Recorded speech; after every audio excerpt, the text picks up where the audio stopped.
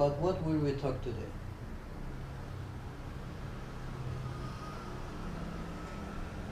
You No. tell me.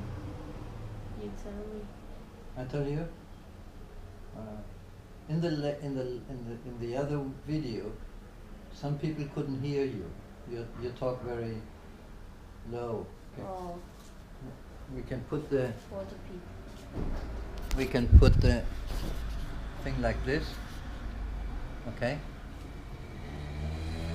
So maybe people can listen to you better now.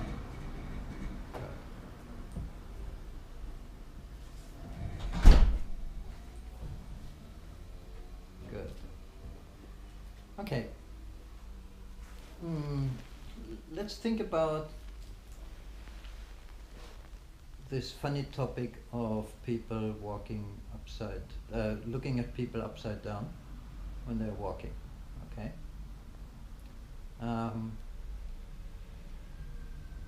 Have you found anything new related to it? I've been looking to videos and nearly in all of them, in all of them I can see the difference. And isn't it strange when you walk on the street now, you always try to see it Yeah. and you can't? Do you think this will change? I hope. Uh-huh. And how can we train it so it will change, so we can see what we should see? Maybe trying to think different and look different to other people Yes? Concentrate and focus. in other things, different things. Just look at them and once in a while bend down and see how they exactly move, and then go straight up again and try to see what you have seen before. Exactly. That's a good exercise. Another exercise is watching a lot of videos and getting used to this movement and understand the movement. Now there's something very funny. Today I was working with a student of mine who is going to be a football player. And I showed him our experiment and he was fascinated and he couldn't believe it and all this normal stuff. And all of a sudden I thought about Lionel Messi. You see, Lionel Messi had a growth problem when he was young, and some parts of his brain didn't develop, and some parts of his body the same, didn't develop as in other children. So this guy had a cognitive problem, physical problems, and so on. And all of a sudden he's the best football player in the world. And what do you think has happened with Lionel Messi? No idea? No? No. What would happen if you are, let's say, a good football player, or good whatever, a good football player, and you would be able to see a 10% of what we see when we bend down and see people walking? What would happen? You focus more on the important points. You're not distracted. You have no distractions. I don't know. I would say, you remember this wobbling movements of the people when they walk? They shake like from one side to the other. So there's a lot of movement when somebody does a movement with the leg. It's not only the leg that moves. When we are in an upright position, what we see is the leg moving. When we bend over, what we see is, before the leg is moving, the hip is moving. First a little bit up, then a little bit towards the other person or whoever, and then to the left, and then to the right. So there are 4 movements, not only one. So could it be that Lionel Messi has a terrible advantage over others, and he can see the wobbling movement? This would explain that he can anticipate his movements to the movements of others. It would make him unbeatable, unstoppable, because he would see the first movement and react.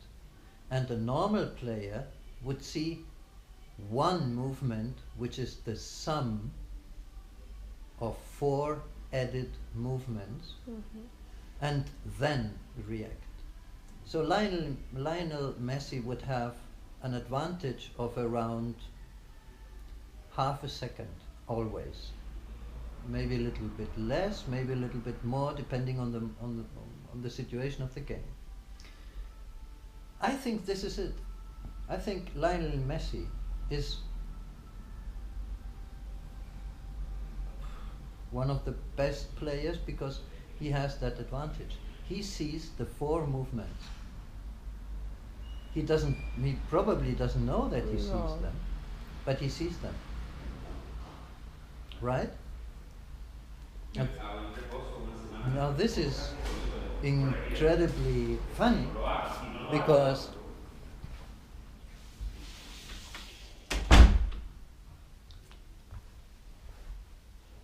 it explains how somebody can improve.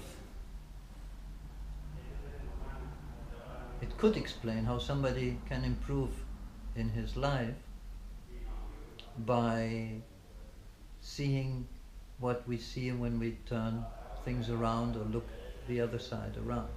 So I think that you can train that.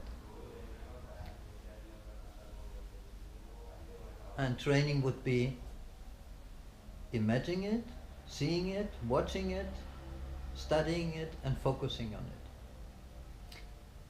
I myself have experienced a slight improvement when I now watch people walk. It's so little, it's maybe a 0.5% more than before. It's very slow, and I notice a big resistance. Okay. Next thing.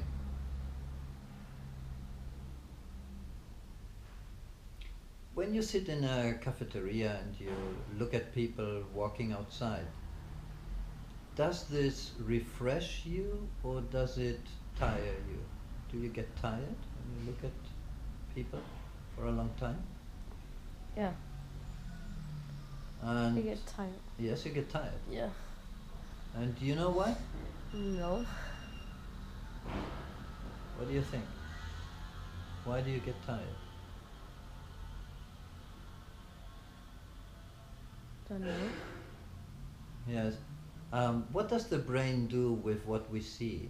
The brain cuts 3 parts of the movement. So Okay. the brain is working Constantly. at high speed, not only with one person, but maybe with 50, 20, 100 people at the same time, retouching what we see internally. And this is a huge effort. So that's why you get tired. You get less tired if you walk with people, among people. This is why you do not focus on everybody, you just scan a little bit. But if you sit down and watch people walk, then your brain has to work a lot to Photoshop everything in real time, which is an incredible effort. Okay. You remember Dunbar, the scientist who was with the monkeys and found out about the limit of individuals? Yeah. Yes.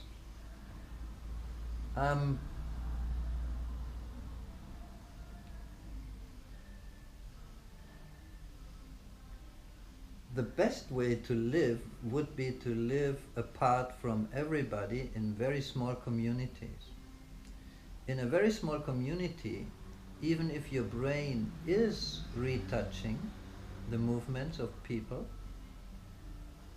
it would not be such a big effort. Okay, so Dunbar again in our equations. It's very interesting, this guy, the 250 limit for people. Good. Now I'm asking myself, what is the next thing we will discover that we should see and have never seen before, because there must be more. Of course. Yeah. What do you think? What could it be? What could be the next thing to see? I'm not sure, but I think there are a lot of things that we don't see, but it's in front